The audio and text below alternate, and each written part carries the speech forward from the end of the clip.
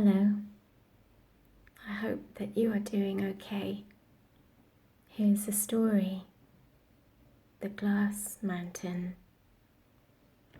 Once upon a time, there was a mountain made of glass, and on top of it stood a castle made of pure gold, in front of which was an apple tree which grew only golden apples. In the castle lived the most beautiful princess in the world, and there she had to sit until a man was able to climb the glass mountain, pick an apple from the tree, and give it to her where she sat in her silver room. Then she would be his wife, and all the jewels and precious stones in the castle cellars would be his. Many a prince came from far and near to win the princess of the glass mountain, many a knight and many a young adventurer, but none could climb the glass mountain. Some fell soon and broke a leg or an arm, but many fell from higher up and were killed by the fall, and they, and often their horses, lay round the bottom of the glass mountain, until on every side there were piles of bones.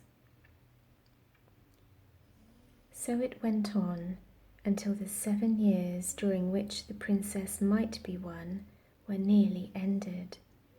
But still no one could reach her, though more and more came, for her beauty was so great that no one could resist trying to win her, while many were drawn by the thought of the treasure heaped in the cellars of the castle on the glass mountain.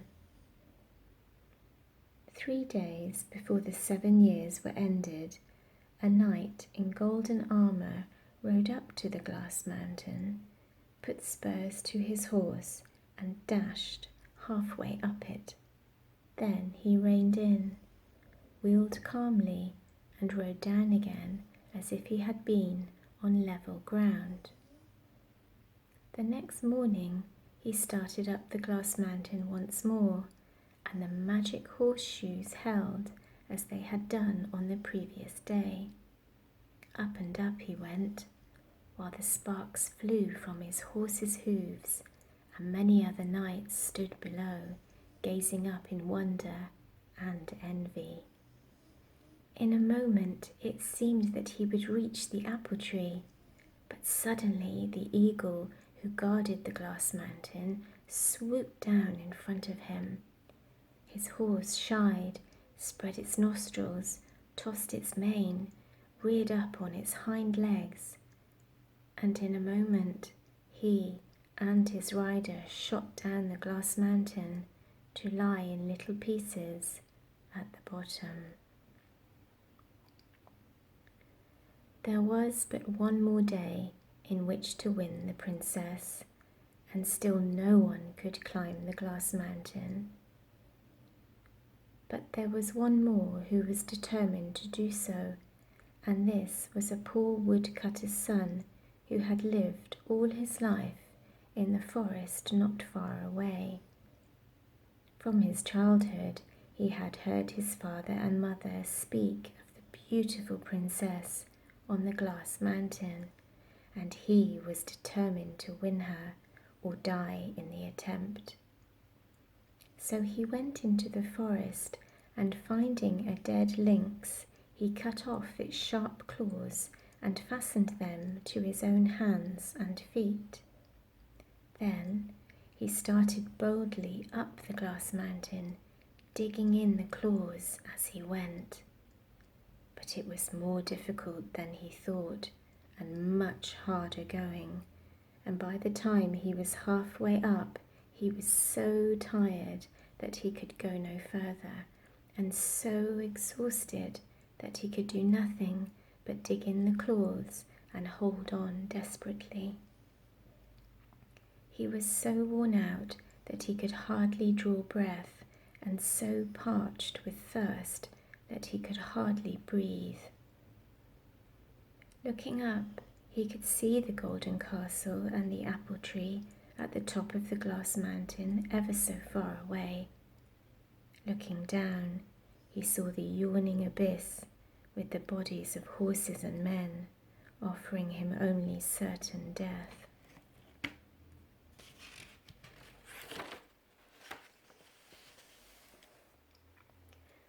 Night came on as he clung there, and still he could not move up or down.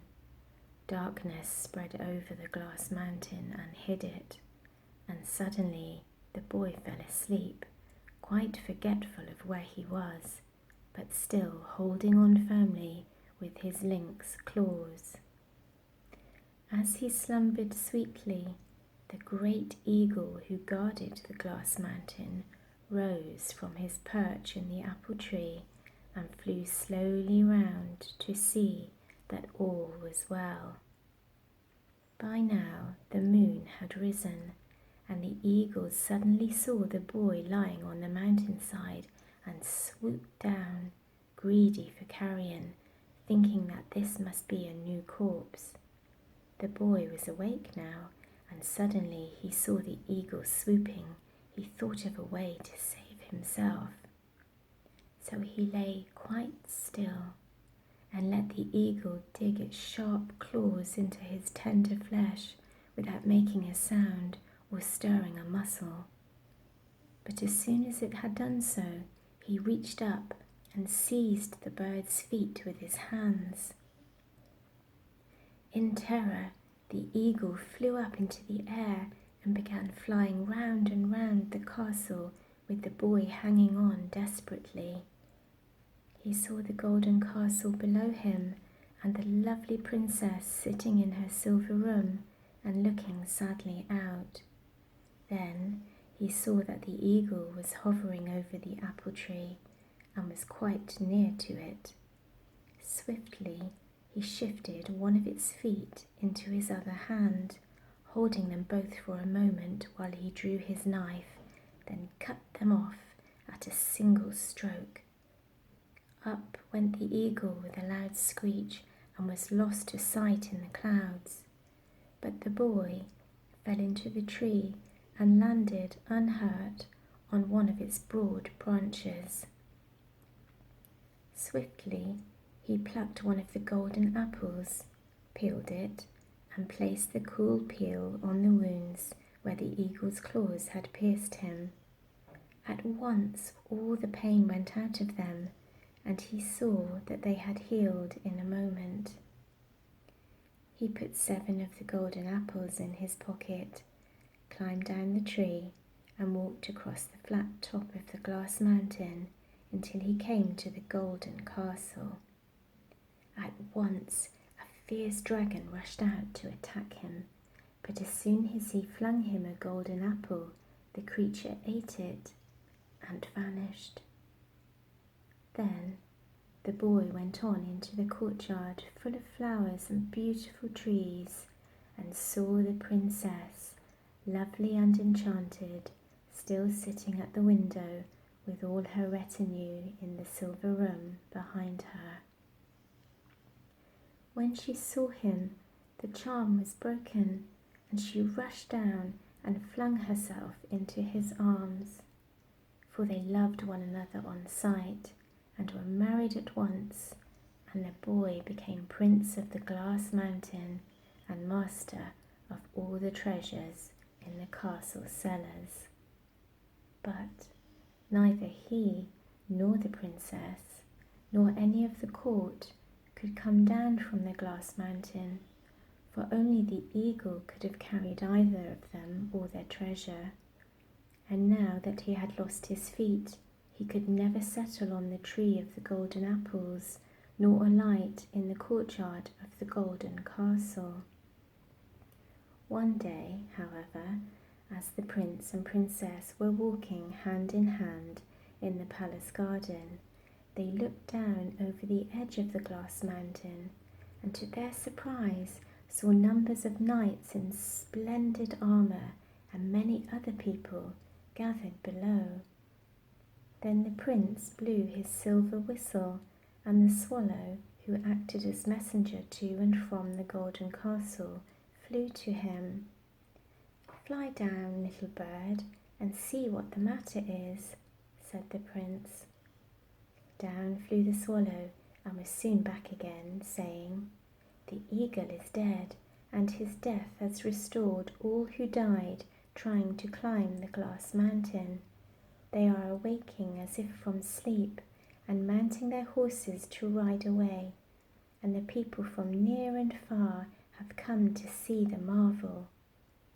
Then the prince and princess rejoiced indeed, for they knew that now the whole enchantment of the glass mountain had come to an end, and they lived in happiness for the rest of their days. The end. Thank you for listening.